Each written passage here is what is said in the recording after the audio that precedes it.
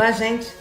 Na nossa live de hoje nós vamos falar sobre música, né? A música que nos acompanha, a música que nos faz vibrar, a música está sempre presente na nossa vida. Quem pode imaginar uma vida sem música, né?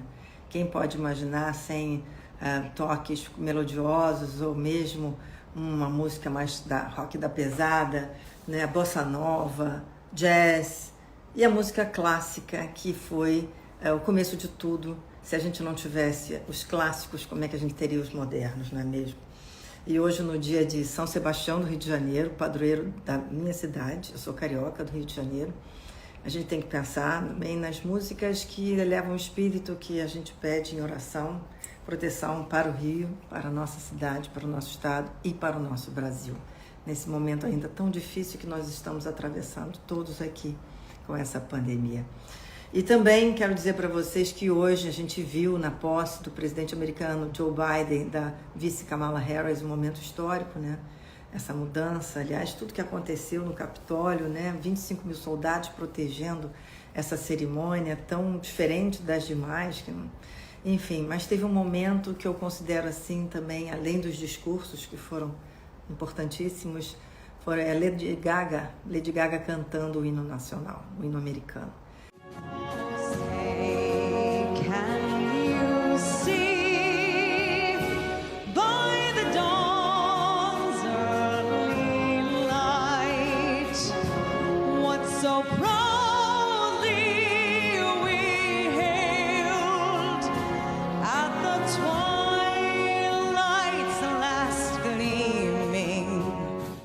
Foi assim muito emocionante ver a Lady Gaga cantando. Ela cantou com muita força e transmitiu essa vontade da gente ver o mundo e acreditar, né, nos nossos princípios.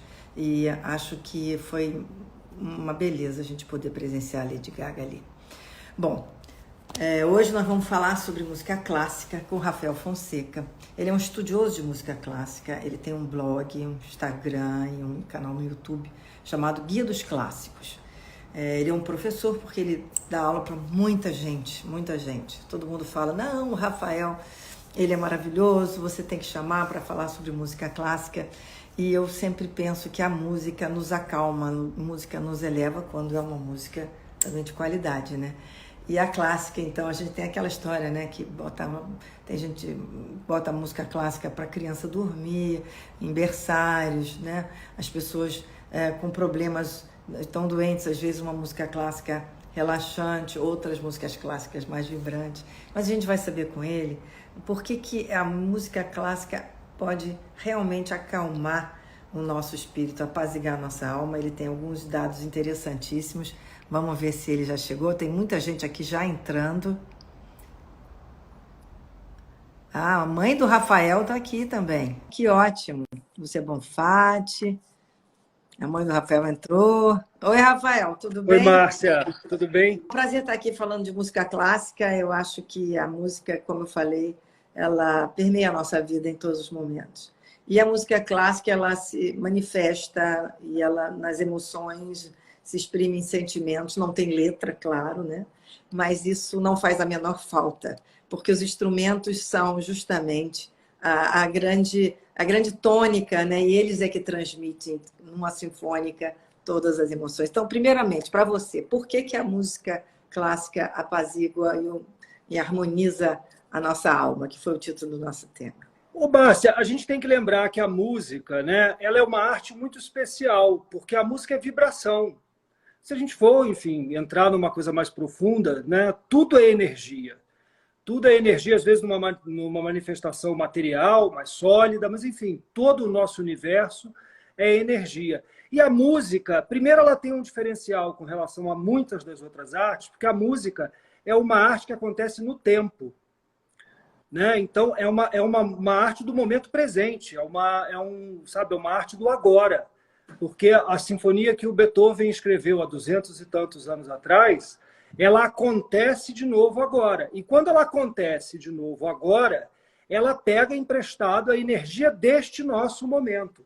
Essa coisa do tempo. E a música tem um outro aspecto, né? A gente pode admirar muito, por exemplo, um determinado pintor, ter uma reprodução dele, ou quem pode ter um original dele, Mas se ele está na sala e você está no quarto, essa obra não está te atingindo, ela não está, né, te afetando. Agora, você pode só saber que ela está lá. Exatamente. Ela está vendo. Mas eu sempre brinco que se o vizinho faz uma festa com uma música no último volume, você não tem saída, sabe? Você vai ouvir.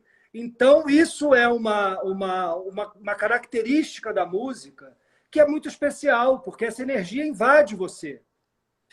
Rafael, uma vez eu estava lendo que nas guerras, na Idade Média, enfim, na Antiguidade também, os tambores tinham um papel importantíssimo, porque eles mobilizavam a tropa. Por quê? Porque quando as pessoas vai batendo no ritmo o tambor, ele vai elevando o batimento cardíaco também. A gente vai acompanhando com o batimento cardíaco aquele batida do tambor. Você que é um estudioso da música, o que você acha? É isso mesmo? É isso. É isso. A gente tem as bandas militares. Hoje, na posse do Biden, você tinha lá a banda, né, oficial do presidente americano. Enfim, e se você pegar as orquestras mais antigas, que remontam a mais ou menos 1300, 1400, 1500 na Europa, elas são, na origem, a banda militar do rei, que tinha essa função. Né? Por exemplo, a orquestra de Berlim mais antiga, a Staatskapelle, que é a orquestra do Estado, ela tem essa origem. E a música tem esse caráter. Ela pode tanto te levantar. O Platão, na República, ele descreve que a música pode tanto deixar o povo meio letárgico, enfim, criar preguiça, etc., quanto levantar o espírito. Ele achava a música uma das coisas mais fundamentais na constituição da sociedade. É de fundamental importância. Sabe que eu achei super curioso você falar que essas orquestras antigas tiveram a sua origem em bandas militares. Quer dizer, é incrível, né? Porque começou com uma coisa, vamos dizer assim, uma organização de guerra. E hoje em dia traz a paz, né? Porque a gente quer essas músicas trazem a paz para dentro da gente, né? Aí elevamento, você ouve uma orquestra sinfônica, é sempre um momento de, vamos dizer, de enlevo, né? É uma coisa assim diferente, completamente diferente essa evolução. Né?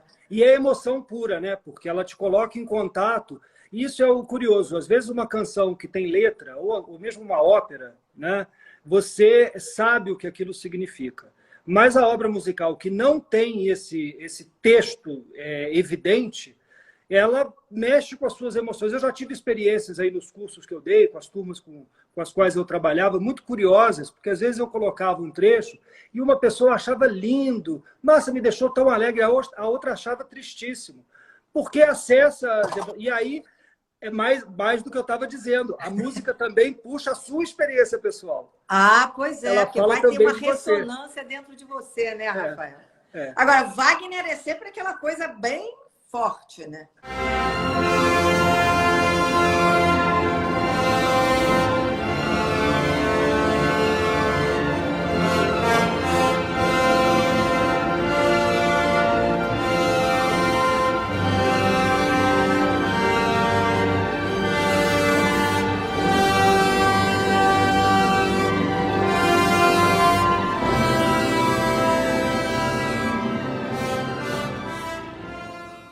Wagner é um dos compositores mais complexos para a gente falar, porque ele tinha um gênio absoluto, ele transformou tudo que ele tocou. Ele transformou a escrita musical, ele transformou o teatro. Todos os teatros de ópera e concerto hoje são um pouco a influência do que ele fez na cidadezinha de Bayreuth, que ele criou o fosso de orquestra, que a orquestra fica embaixo do palco e não atrapalha a visão de quem está vendo a ação do espetáculo de ópera. Ele criava mecanismos de palco para poder passar um cisne, enfim, ele era um gênio, mas ao mesmo tempo ele tinha um caráter meio duvidoso.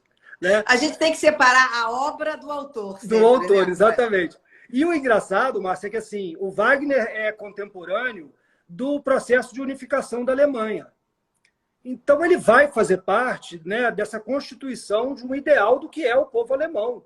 Porque eram 300 e tantos estados, um monte de gente, moedas diferentes, príncipes, duques, enfim, uma verdadeira confusão. E aquelas óperas dele funcionam um pouco como vamos dizer assim, dá àquele povo um passado comum.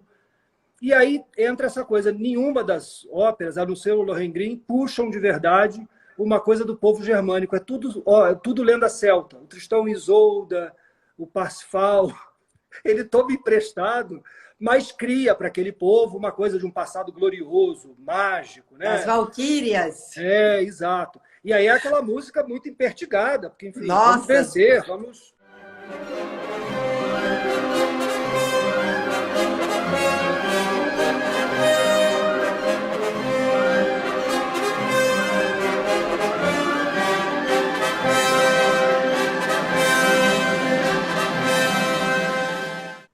Aquela música é bem, dá um certo tremor. É. Agora, falando dos grandes compositores, Rafael, se você tivesse que pegar assim, uma lista assim, não muito extensa, como é que você colocaria eles?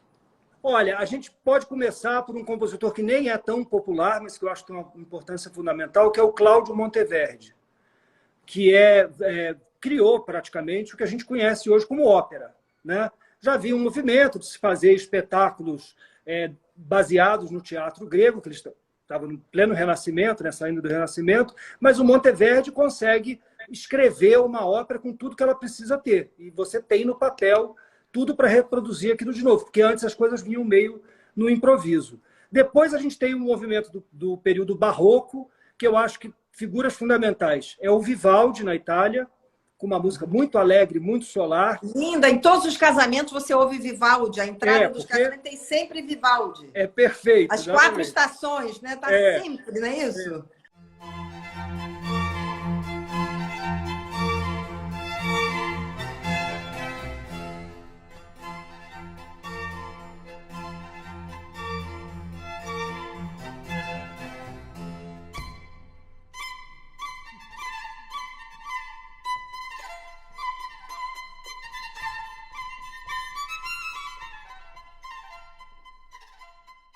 Aí você vai ter o Georg Friedrich Händel, que apesar de alemão, vai estar trabalhando na casa dos Hannover, que assumem o trono inglês, então vai ser é considerado o maior músico inglês, não sendo inglês. Não sendo inglês, é ótimo.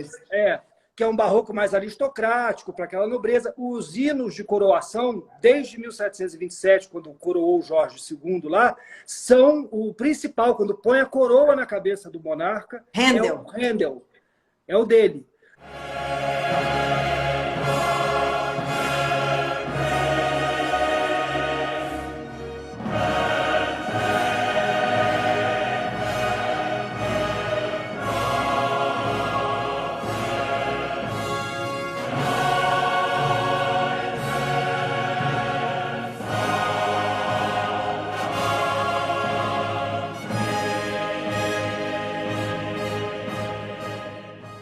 Nessa série que passa sobre a rainha da Inglaterra, tem a cena com a música do Händel, e o próximo rei vai ser coroado. É verdade, tem a cena mesmo.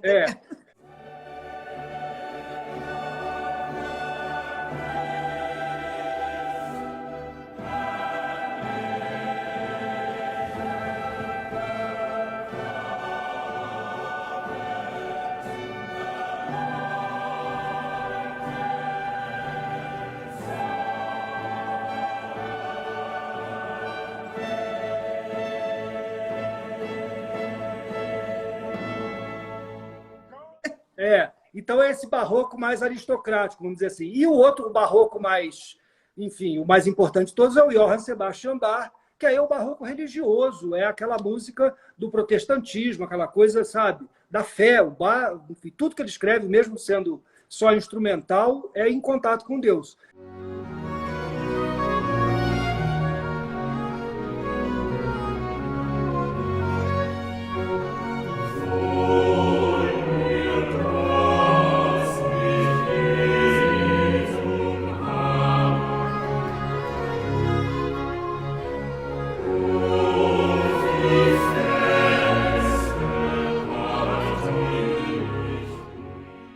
Depois a gente tem um deles que foi sacerdote? O Vivaldi foi ordenado padre. Mas logo depois pediu licença para não rezar a missa, porque ele não gostava. Então ele foi cuidar das músicas dele. Né? Aí você entra no classicismo, Haydn e Mozart, que são, Mozart, enfim, é um dos maiores nomes, né, de todos.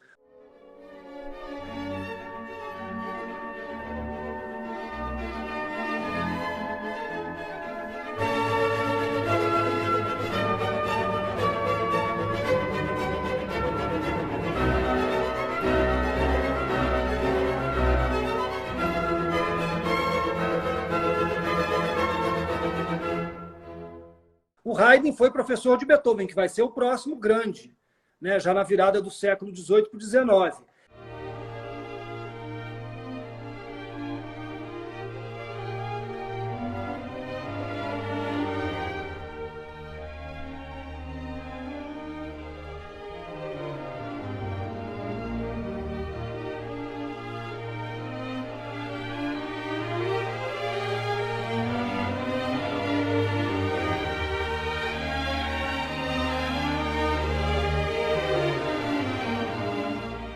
E aí, no romantismo, vai ter Wagner, que você já falou, Verdi, Tchaikovsky, Brahms.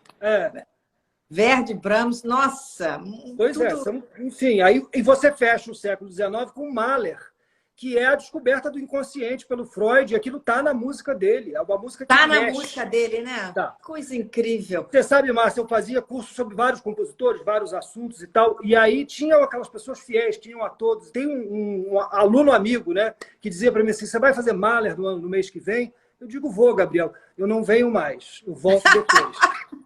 Por quê? Porque, para muitas pessoas, a música do Mahler é muito invasiva. Ela não tem aquela linearidade, aquela coisa da música romântica e tal. Ela é um processo emocional, ela te joga de um lado para o outro. Porque ele traduziu em música, né, a vida como ela é, vamos dizer assim. Então, ela pode ser muito difícil, ela pode ser quase intolerável.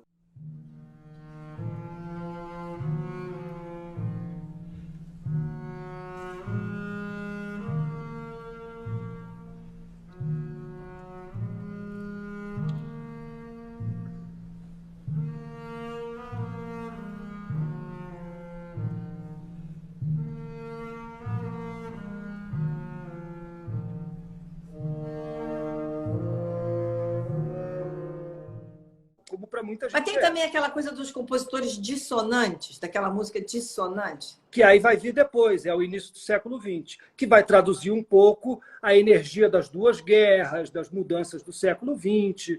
Né? Você tem obras desse período que são super importantes, de Schoenberg, né? De Stravinsky, que às vezes valem mais até como uma experiência de achar outro caminho para o som, mas que são obras difíceis de ouvir, bem difíceis. São difíceis. Eu confesso a você que eu acho difícil. Mas é difícil mesmo.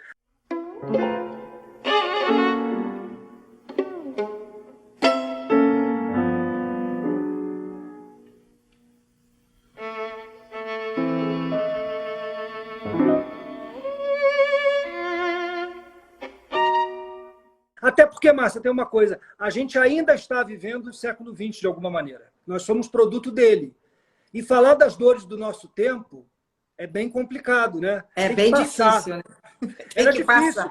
O pessoal do início do século XIX ouvia Beethoven e ficava meio apavorado, porque era difícil para eles. Por que Beethoven apavorava tanto? Você me disse que tudo acontece, mas Beethoven é um marco, quando a gente conversou. Beethoven, por si só, é um marco na música. O Beethoven, ele vai fazer o seguinte, ele vai herdar aquele estilo clássico que o Haydn, que foi professor dele, e o Mozart faziam, que é aquela música arrumadinha. Né? A gente está no período do neoclássico, das outras artes e tal. Está tudo no lugar, o mundo está no lugar. Só que aí eu tenho o evento da Revolução Francesa, em seguida, Napoleão Bonaparte, é um sacode geral, Dom João sai correndo para cá, atravessa o Atlântico para se refugiar no Rio de Janeiro. Ou seja, o mundo estava de pernas para o ar. O único músico que entendeu o que estava acontecendo foi o Beethoven.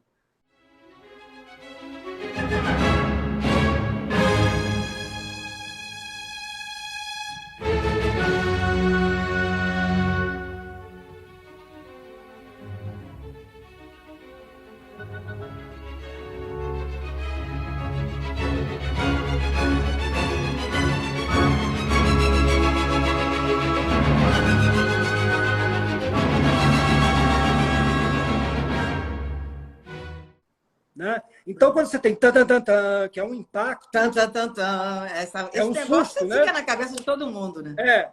Aquilo é um susto. Nesse momento, 1808, é o momento em que Dom João está vindo para o Brasil. A corte portuguesa está fugindo para não ser aniquilada pelo Napoleão.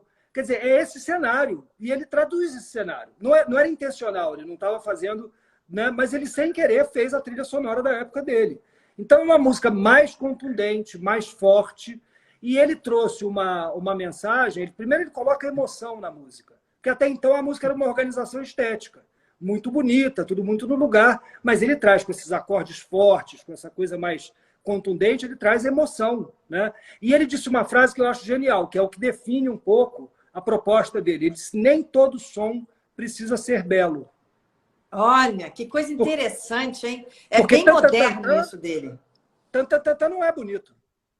Não, Te pega não aqui no coração, né? pega você, pega Pois é. mesmo, pega mesmo. É. Agora, Beethoven, ele... O que mais que você pode falar sobre a vida do Beethoven para a gente? Porque eu acho o Beethoven uma figura fantástica. Ele é, bom, primeiro, a gente está num momento super importante, porque em dezembro agora se comemorou os 250 anos dele, né? Então, ele é esse marco porque ele soube entender, o legado dele vai custar um pouco a ser compreendido, inclusive pelos outros músicos. Quando a gente ouve Mendelssohn, Chopin, Schumann, que são os primeiríssimos, o Schubert, que são os primeiros românticos do século XIX, a gente percebe que eles ainda têm uma certa parcimônia e ir tão longe quanto Beethoven foi.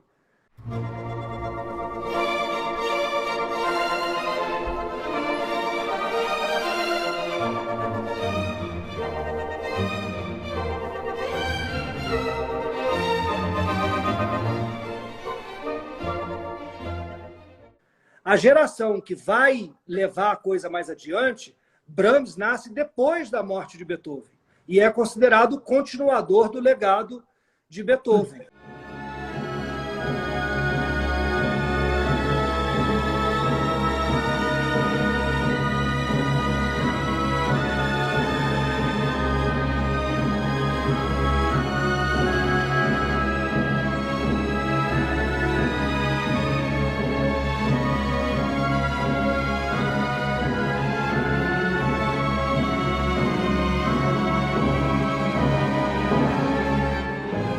Então, passa um tempo, é preciso quase que uns 30 anos depois da morte do Beethoven para que os sons comecem a reproduzir outra vez aquilo que ele propôs. Em alguns casos, Márcia, passa um século para... Porque as últimas obras dele, ele já estava surdo, ele não tinha mais a experiência do som. Então, as últimas obras do Beethoven, você ouve, você fala assim, não é possível, isso é Bartók, isso é século XX.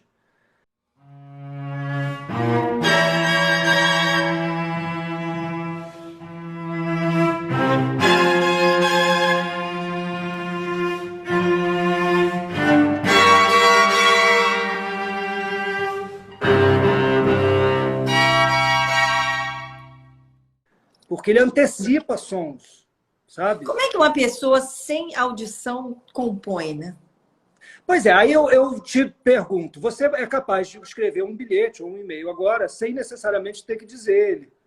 Você domina o texto escrito, né, na sua cabeça e você sabe o que aquelas letras juntas significam. O compositor faz o mesmo com as notas, ele sabe como juntar as notas e que resultado aquilo vai dar. É uma abstração que nós, não músicos, que não dominamos a técnica da escrita musical, não temos, né? Mas o compositor sabe. Então, como ele foi ficando, ele não, né? A surdez foi progredindo. Ele, com 30 anos, ele dá primeiro depoimento em carta, estou ficando surdo, estou preocupado, etc. E quando ele chega perto dos 45, 50 anos, aí ele está surdo sem... Assim, ele tinha que se comunicar por escrito, né? Mas aí ele conseguia, assim, com essa abstração e o domínio completo da escrita musical, ele conseguia escrever. Mas algumas coisas é isso. Ele estava tão liberto da forma e da experiência física do som que ele escreve coisas que você parece que está já no, sabe, 100 anos depois do tempo dele. É muito, muito, muito engraçado isso, muito impactante isso. Muito impactante. Agora, Rafael, e o Mozart? Já teve tanto filme sobre o Mozart. A gente fica pensando, era um gênio. Mas muitos desses compositores, a gente tem que dizer que eram gênios, né? Como é que esses séculos produziram essas figuras, vamos dizer assim, ícones da música clássica? E a gente fica se perguntando, e agora, né? Não tem ninguém para substituir esses nomes, né? Como é que a gente encara a vida, quer dizer, o surgimento dessas figuras? Márcia, a gente tem que levar em consideração o seguinte. Primeiro tem a questão da narrativa, né? Já se passou muito tempo desde a morte do Mozart. A música dele é de mais fácil absorção, é uma música que chega a gente de uma maneira muito fácil, muito agradável, né? E ele é mais que um gênio. Você tem muitos gênios, vários desses nomes que a gente falou aqui são gênios consumados. Mas o Mozart, além de gênio, era um milagre. Porque Por quê? Explica pra gente. Pois é. Conta pra gente. Primeira sinfonia que ele escreve. Sinfonia é uma obra complexa, você escreve para vários instrumentos juntos, né? Para soarem juntos. É uma obra que demanda bastante conhecimento. Ele escreve com 8 anos de idade.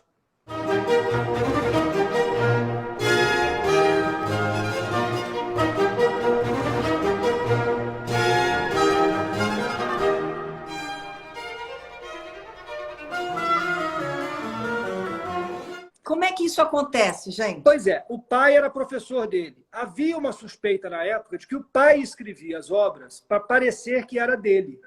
Mas aí os musicólogos mais modernos foram atrás de caligrafia, da tinta, do tinteiro, do bico de pena, etc. Foram atrás da questão do estilo. O estilo do pai do Mozart era diferente do estilo do filho. E você percebe, mesmo nessas composições de 8, 10, 12, que era ele, não era o pai. Que incrível isso, né? Isso, então, quer dizer, mais que um gênio, ele era um milagre. Ele foi assim uma coisa única. Você tem alguns compositores muito precoces, o Mendelssohn também foi um compositor muito precoce, né? Mas o Mozart morre muito jovem, tem todo o mistério em torno da morte dele, não se sabe exatamente por que ele morreu, porque esses diagnósticos são sempre um perigo, porque passou-se muitos anos, a medicina era muito incipiente ainda. Então, aí tem a lenda de que ele foi envenenado pelo Salieri, que é aquele filme, o Amadeus. Aquele filme deixou todo mundo com ódio do Salieri. Que não teve nada a ver com isso. The rest is just the same, isn't it?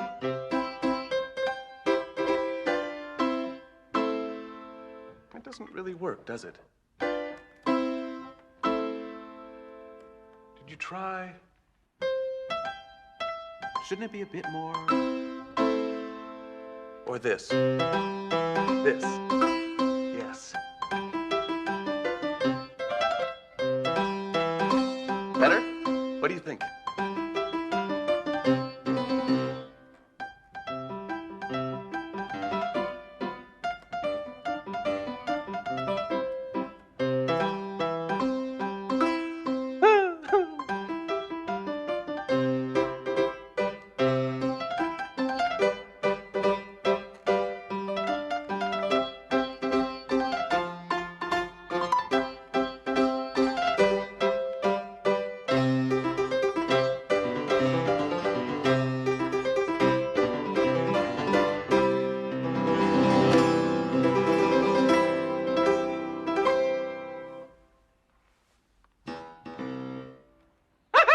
Não! Não! Você imagina, quando o Mozart morreu, tinha o filhinho dele, o Franz Ravel, e a viúva, Constance, botou o garoto para estudar música com o Salieri. Ela não ia botar isso no filme não aparece. Claro que não, porque derruba a narrativa do filme. Ela não ia colocar o filho para estudar com o assassino do pai. Isso Nunca, imagina. O que acontece? Havia uma rivalidade entre eles, sem dúvida nenhuma, porque o Mozart era o mais talentoso, mas o Salieri era o mais poderoso. O Salieri era, se a gente for adaptar para uma linguagem de hoje, era o ministro da música no Império Austríaco, né?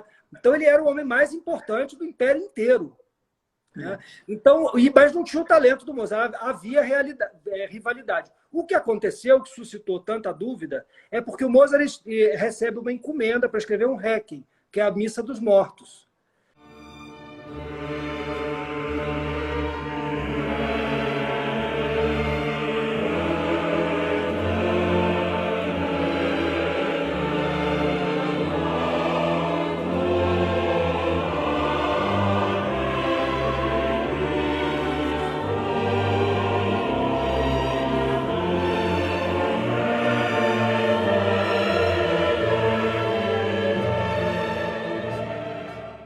E ele morre deixando as últimas páginas desse Requiem incompletas, né? E o último registro que a gente tem, ele diz, numa carta para a mulher que estava numa estação de águas, para Constância, ele diz assim: olha, teve um camarada aqui com uma saca de dinheiro, a imagem é essa. Hoje a gente vive um momento de malas de dinheiro, né? É diferente. Uma saca de dinheiro. Ele disse que quando eu terminar, vai vir outra saca. E aí a Constância, inclusive, vai atrás de alguém para completar aquilo que ela, coitada, ela ficou cheia de dívidas depois da morte dele e ela queria outra saca de dinheiro. Só que o cara nunca mais apareceu, porque ele soube da morte do Mozart. E o que ele ia fazer? Aí só se descobriu isso, sei lá, 15 anos atrás. Esse mistério permaneceu. Descobriu que havia um conde da Áustria que tinha umas composições lá medíocres, e de vez em quando ele pagava um compositor melhor que ele para escrever uma obra e parecer que era dele. Laranja. Aí o que acontece? Morre a mulher desse conde, morre a condessa. Esse conde, que era péssimo músico, era ótimo marido. Ele fica assim, não, a minha mulher tem que ter o melhor Requiem, a melhor missa de Requiem, a melhor missa dos mortos da terra. E aí ele manda um emissário a Viena, né, para buscar o melhor Requiem, para encomendar com o Mozart, que era o melhor de todos. Aí a dúvida fica em torno disso, porque não se sabia quem encomendou, aí achavam que era um fantasma, enfim, as loucuras começam, né? Aí o resultado é aquele filme. É aquele filme que bota o Salieri no chão. Agora, Rafael, desses outros compositores, que histórias assim você tem para dizer, para desmistificar alguma, vamos dizer, lenda que a gente tem a respeito deles? Olha, a gente tem várias. E aí a gente pode fazer um paralelo aqui com o cinema, né? O cinema Hollywood retratou alguns desses compositores. Tem um filme sobre o Chopin, À Noite Sonhamos, que a Merle Oberon faz a George Sand, que era a escritora da moda em Paris na época, né, que foi a amante de Chopin. E aí é engraçado que eles põem o Cornel Wilde, que era um cara, tipo um surfistão, assim. That's too far away. I wish you could see it, Frederick. Filled with sunlight. And the moon there is incredible. Such peace and beauty you've never dreamt of. I wish you could work there. For a while. Just a little while. You could write miracles of music in Mallorca.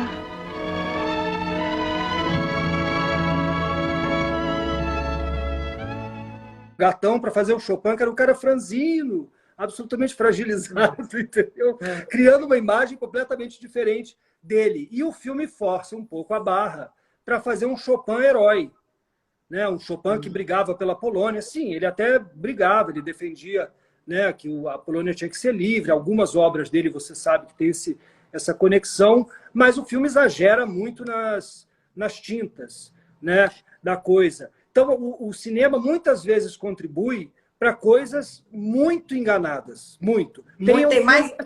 Tem outro filme enganoso, assim?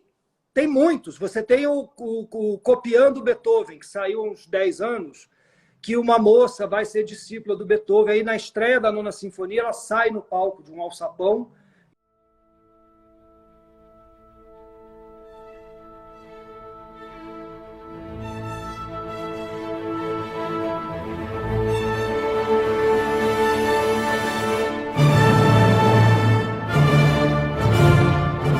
E no meio da orquestra, e rege a orquestra porque ele surdo não podia reger. Essa moça nunca existiu, isso é um delírio absoluto, né? Mas como história é maravilhoso. Ou outro, já que a gente falou de Beethoven, tem um que chama Minha Amada Imortal. Minha Amada Imortal. Minha Amada Imortal. O Gary Oldman, maravilhoso, fez um Beethoven impecável. E aí existe uma carta que Beethoven deixou, assinada, para Minha Amada Imortal. Ninguém sabe para quem é. E aí há uma investigação para descobrir quem é. Ele teve algumas namoradas, mulheres sempre inacessíveis para ele, porque eram mulheres da nobreza, que não iam poder casar com ele, ou muito ricas, enfim. Havia sempre um problema. E aí o filme faz todo um traçado para dizer que ele, na verdade, a amada imortal dele era a cunhada, mulher do irmão dele. Né? Vai dormir com isso, né? E não tem nenhum indício disso. Eu fico pensando assim que nesse momento da música, né, desses séculos todos que vieram desde a Idade Média até, enfim, o século XIX, assim, esses compositores eles ficavam muito à mercê dos mecenas, né? Eles tinham que ter a proteção de algum mecena para sobreviver, que acreditasse neles, né, que pagasse pelas sinfonias, que, enfim. E isso devia trazer assim muitos problemas, né? Como você falou, assim, lutar pela Polônia, né? Ter sua cabeça dentro de um ideal, mas ao mesmo tempo precisar servir aquele mestre, aquele dono, entre aspas, né? Você tem algum relato assim desses dilemas que aconteceu na vida dos compositores? Você vai ter, por exemplo, nas cartas do Mozart para o pai e para a irmã, ele se queixando de que ele era muito maltratado pelo patrão dele, que era o príncipe arcebispo de Salzburg, porque Salzburg era um estado da igreja, né? Então, ele fica em Viena, como ele foi o primeiro freelancer da história. Ele abandona a entourage do arcebispo, o que era um escândalo, porque sem a carta de recomendação ele não ia poder ter nenhum outro emprego.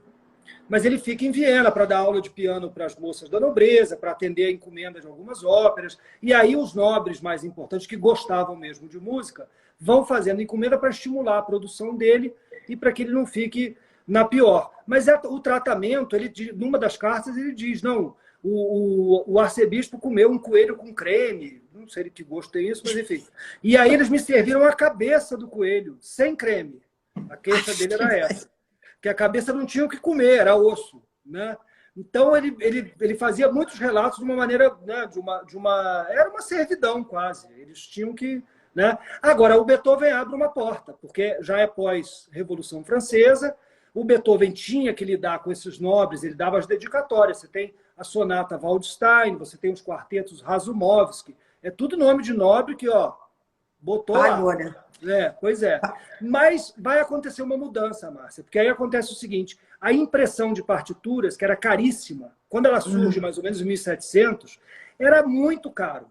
Quando você chega no início do século XIX, aquilo vai barateando, como as nossas tecnologias hoje. Os telefones celulares já foram uma fortuna impagável e hoje são acessíveis para todo mundo, né? Então, as partituras foram ficando mais baratas e aí você vai ter o fenômeno Chopin, Schumann, Mendelssohn, essa turma do Liszt, essa turma começa a escrever partitura comercial.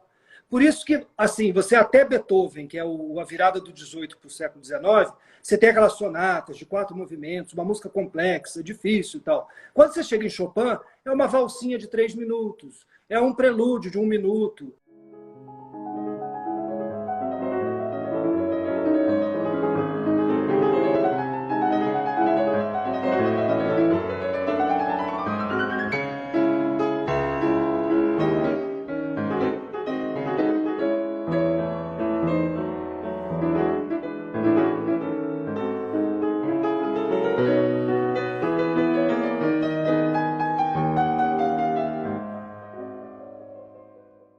Né? Porque são as miniaturas, porque aí as pessoas tinham um piano em casa e compravam as partituras. Aí vai haver um incremento. Né? Os editores começam. O Pleyel, por exemplo, tem muito piano Pleyel, aqui no Brasil mesmo chegou, né? Chegaram vários. O Pleyel tinha uma casa editorial e uma loja de pianos e uma fábrica. Então, piano era o negócio dele, além de ser pianista. Né? Então, os editores ficavam atrás desses compositores para escrever peças mais acessíveis, às vezes até mais fáceis de tocar, para que essas obras pudessem ser vendidas. Né? Encontraram um mercado. Né? Exato. Encontraram um mercado. Né? E aí libertou os compositores, porque se eles vendiam as próprias obras, eles não precisavam servir a um senhor. Exatamente. Né? Olha... E aí vai ter um movimento, por exemplo, do nascimento do direito autoral, porque não havia esse respeito. Né? O compositor, por exemplo, os compositores de ópera, escreviam uma ópera, ele só ganhava dinheiro com a primeira apresentação. Só a primeira? Só. Ou só a primeira montagem, vamos dizer assim, as primeiras restas. Depois, quando ia para outro teatro ou outra cidade, ele já perdia aquilo. Aí o Verdi ficou viúvo muito cedo, perdeu os 2 filhos, uma situação super dramática. E o Verdi se casou depois com uma moça que era filha de um comerciante, Giuseppina Strepponi. E foi a Giuseppina que inventou o direito autoral, porque ela amarrava os contratos e disse, não, a música é dele, só pode tocar se a gente ganhar. Tá vendo que mulher brilhante, hein? Não é? Fez a diferença no mundo da música, hein? Exatamente.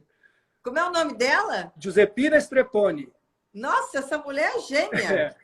Essa daí foi gênia. Agora, Rafael, outra coisa também que devia ser delicado para os músicos que precisavam dar aula para se sustentar também, né? Muitas vezes, né? E viviam nesses lugares, nessas cortes, e tinham que ensinar as mulheres a tocar, era a questão do romance, né?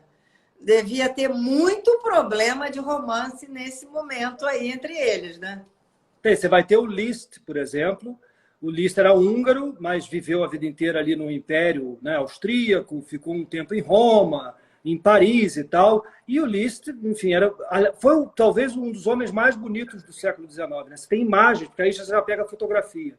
Você tem imagens do Liszt, era um homem muito bonito. Né? Diz que o recital moderno, que a gente senta no teatro hoje, para ver o piano de lado e o pianista de perfil, nasceu porque as pessoas queriam ver o perfil do Liszt. Não me diga, era por causa do perfil do Liszt? Porque eles se sentavam de costas para a plateia, assim como o maestro fica. E aí as pessoas queriam ver o Liszt.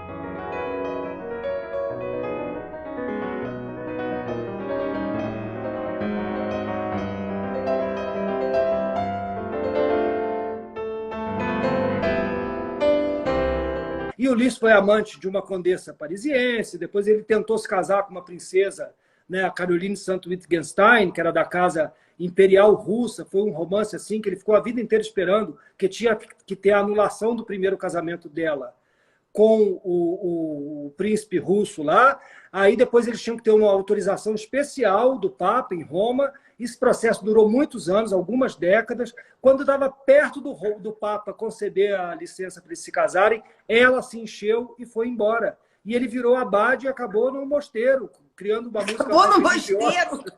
Não acredito. Já teve alguns filmes antigos sobre Liszt que mostravam isso. E o ator era bem alto, eu não sei qual era, eu me lembro que eu vi... Foi o Dirk Bogarde que fez o Liszt. Franz Liszt, the handsome, youthful idol of the people of his time, whose vitality and music set their hearts on fire. Franz Liszt, arrogant as a triumphant hero, he had the courage to defy emperors. Is this Hungarian? Franz Liszt. But he could never resist the temptation to make every beautiful woman his alone. Franz, will you put your life in my hands? It's in your hands now. Foi o Dirk Bogarde que fez o Liszt. Que depois vai fazer um outro filme muito associado à música, que é o Morte em Veneza, porque a trilha é toda Mahler, né?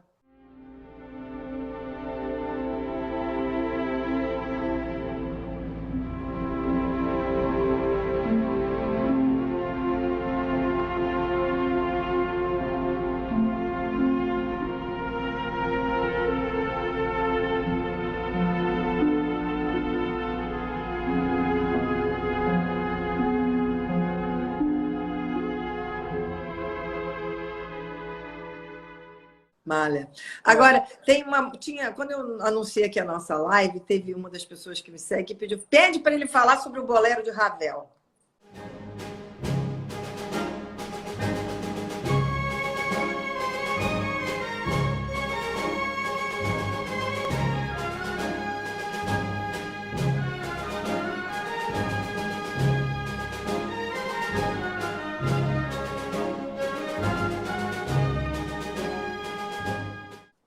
Márcia, o Bolero de Ravel é o seguinte, é uma música muito popular. Né? Aquilo é uma base que vai se repetindo e os instrumentos vão entrando em cima. Mas não tem muita variação. Ele vai crescendo, crescendo, crescendo até explodir no final.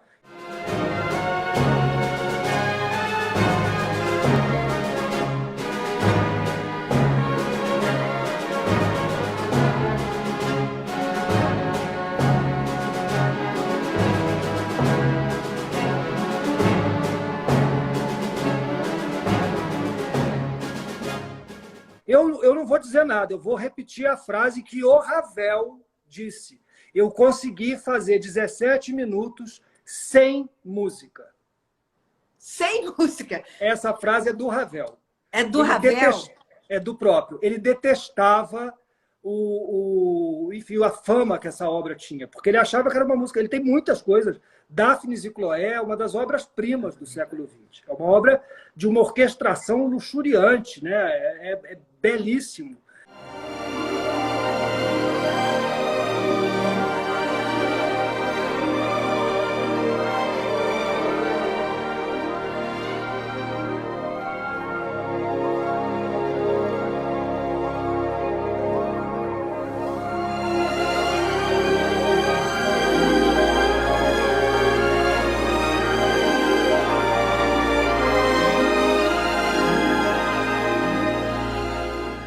E é assim, é infinitamente melhor que o Bolero de Ravel. Mas o Bolero de Ravel é fácil, é acessível e é muito empolgante. É mais ou menos aquilo que você estava dizendo do tambor na banda militar. Pois é, porque Ele tem vai te isso. levantando, né? Tem aquele negócio, né? Mas você Ele estava falando desses compositores que tinham que dar aula, dos romances. O romance mais célebre, mais explorado, a gente nunca vai ter como saber o que realmente aconteceu. Nem foi uma coisa com alunos ou entre nobreza ou patrocinadores, não. Foi entre dois músicos, né?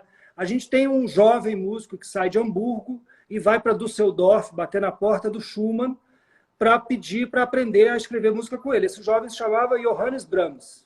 Brahms. E o Schumann, a mulher do Schumann, a Clara, era mais famosa que ele. Hoje a gente ouve falar pouco dela, mas ela foi junto com o Liszt.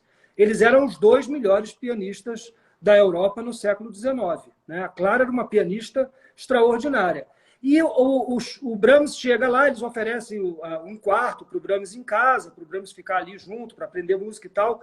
E logo em seguida o Schumann cai doente, vai ser internado num sanatório. O Brahms vai virar uma espécie de quase de arrimo para Clara, para ajudar a cuidar de 8 filhos, a cuidar das finanças, a organizar os concertos dela, porque tinha que entrar dinheiro. Então ela começa a fazer turnê outra vez, como pianista, né? E aí os dois vão ficando muito próximos. Ele escreve, é uma obra belíssima, até foi um dos primeiros vídeos que eu fiz para o meu canal, o concerto número 1 do Brahms. O segundo movimento é aquele amor contido que não pode se mostrar.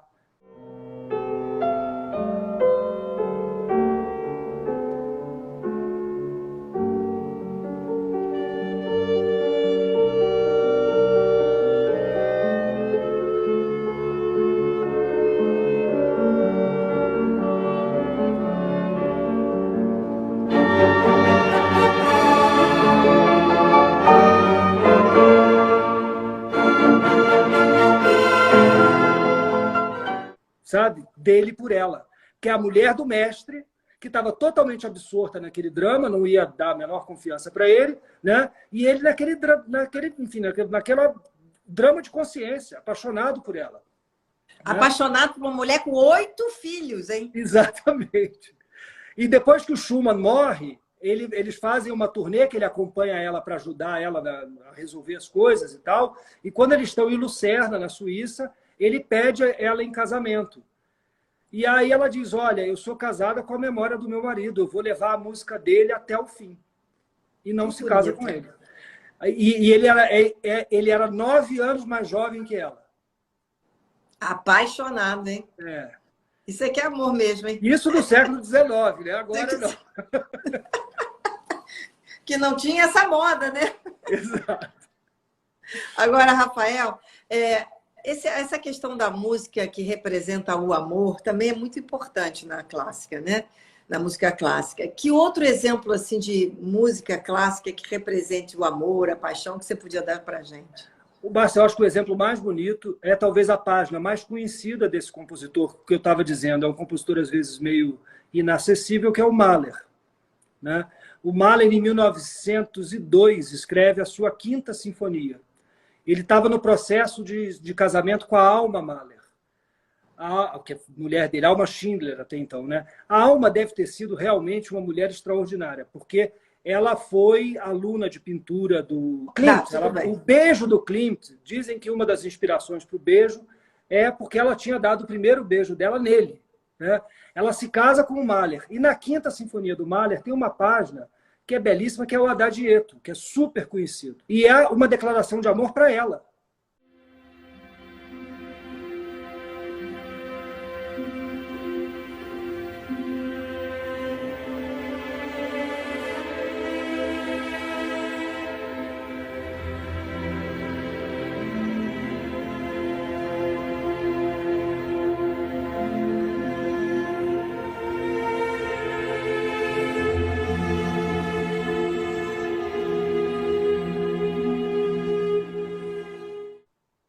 Presente, tipo um presente de casamento. E a Alma, depois que o Mahler morre, porque o Mahler morre em 1911, com 51 anos, ainda bastante jovem para a época já, né? E a Alma ela já tinha tido um caso com Walter Gropius, que era totalmente desconhecido, mas que depois vai ser o pai da escola de Bauhaus, a grande revolução da arquitetura moderna, né? E ela depois casa, tem um caso com o Kokoschka, o pintor. O Kokoschka fica tão siderado que depois que a alma larga ele, e isso não é mentira, Márcia, tem fotos no Google, é só jogar lá. Ele manda fazer uma boneca de pano em tamanho natural, com todos os... Tudo que uma mulher tem está na boneca, né? A precursora da boneca inflável. E ele Isso levava... quando? Isso quando? Isso em 1916, 18, 20, por aí. E aí ele levava a boneca para passear de carruagem no parque, levava para o restaurante. Porque ele não tinha mais a companhia da original. É louco, né? Isso é uma dose de loucura, né? Exatamente. Isso é uma dose de loucura. Agora, e aqui no Brasil? A gente tem o Villa Lobos, né? Até já teve alguém que falou que temos os nossos. Aí temos os nossos. Então, eu vou começar com o que eu acho que é o mais negligenciado. Nós temos um compositor carioca maravilhoso, que é pouquíssimo gravado, pouco tocado, que é o Padre José Maurício. Né? A corte do Dom João, quando chegou no Rio, encontrou aqui o Padre José Maurício. E aí é engraçado que veio um cara de Salzburg, a gente estava falando de Salzburg, né? Que conheceu Mozart, conheceu Beethoven, ouviu os dois tocarem, né? Que é o Neukomm, Sigismund Neukomm. O Neukomm escreve um artigo para um jornal especializado em música da Alemanha, que, enfim, foi sempre o jornal mais importante, dizendo: ouvi no Rio de Janeiro o maior pianista do mundo. Olha, isso para um músico, ele era compositor, que ouviu Mozart, ele nasceu, aliás, na casa ao lado da casa do Mozart, em Salzburg. Ouviu Mozart e ouviu Beethoven. E ele encontra um padre preto, né? Tinha um monte de filho, enfim, aquelas coisas do Rio de Janeiro na época, mas com um talento musical absurdo. Né? Você ouve... O Zé Maurício tem uma missa, chama Missa de Santa Cecília, que já tem uma influência da música de Beethoven, mas, gente, a gente estava do outro lado do Atlântico. Isso não chegava com essa facilidade aqui. Que história espetacular isso, hein? Quando determinaram que o Dia da Música, 5 de março, ia ser o Dia da Música, porque é o aniversário de Villa Lobos, eu, no meu íntimo, achei que o Zé Maurício merecia tanto quanto. Sabe? Porque olha, é um compositor... Tem aqui alguém falando que o padre José Maurício era filho de escravos. Isso. Ele era preto. Tem o único quadro que existe dele, você vê facilmente, né? E é do filho dele. O filho dele é que pintou o quadro. Ele virou o mestre, como a gente fala em música, né? O mestre de capela, porque é o músico da Casa Real. Ele acaba virando o mestre de capela imperial, mas veio de Portugal, um compositor muito invejoso, que é o Marcos Portugal, que meio que arrumou para ele, e ele acaba morrendo na miséria, sem muita coisa, por conta desse português que não tinha talento, mas tinha poder. Impressionante a rivalidade, né, que existia entre os compositores também, daqueles que não tinham talento com aqueles que tinham talento, né? A história se repete, né? Infelizmente, né? E aí você vai ter sempre essa figura que tem poder, que está, enfim, num cargo importante e tal, que não está lá por talento, né? Mas está lá por influência. Mas soube fazer os contatos certos, enfim, né? Isso é meio da história da humanidade, né? Mas aí você falou do Villa Lobos, Márcia. Villa Lobos é um caso extraordinário, porque tem uma obra vastíssima, é muita coisa, é uma produção de mais de 1000 obras, né? E o Villa faz-se muito um paralelo, que são da mesma época, que o Villa fez o amálgama da música da tradição europeia com o nosso sabor brasileiro, vamos dizer assim, né?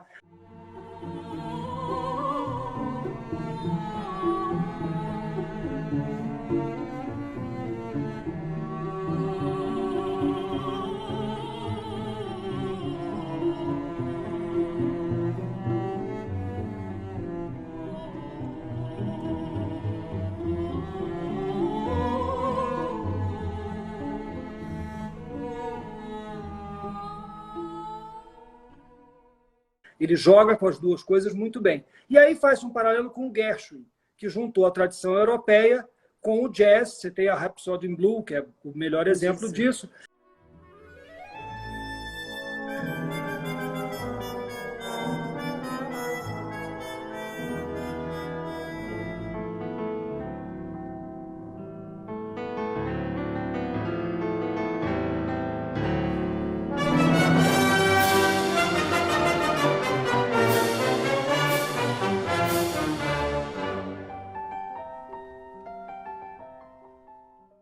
Só que a gente esquece do seguinte, a obra do Gershwin é desse tamaninho. E a do Villa-Lobos é mastodôntica, né? O Villa ainda é um compositor que precisa ser mais considerado e explorado. Eu fiquei muito feliz agora, mês passado, tem um crítico de música que eu considero um dos mais importantes, americano, é o David Hurwitz, e ele tem um canal no YouTube onde ele vai falando dos discos que saem, ele ainda fala de discos, que a gente já está no tempo do streaming e já passou disso, né? Mas ele deu como disco do ano, o disco de 2020, foi a gravação das sinfonias do Villa-Lobos pela OSESP, a Orquestra de São Paulo, com o Karabichevsky. Ele considerou o feito do ano justamente por isso. Não só, claro, tem o talento do Karabichevsky, a orquestra é muito boa, mas preenchendo uma lacuna, porque você tinha as sinfonias feitas pelo próprio Villa com a orquestra da Radiodifusão Francesa, nos anos 50, e depois você pinga. Acho que o Roberto Duarte, maestro brasileiro, fez com a Rádio da Eslováquia, e enfim, é um aqui e outro ali, né? Então essas obras precisam ser gravadas, conhecidas, porque são fantásticas. São fantásticas. Eu acho que uma das mais conhecidas dele é o Trenzinho Caipira, né?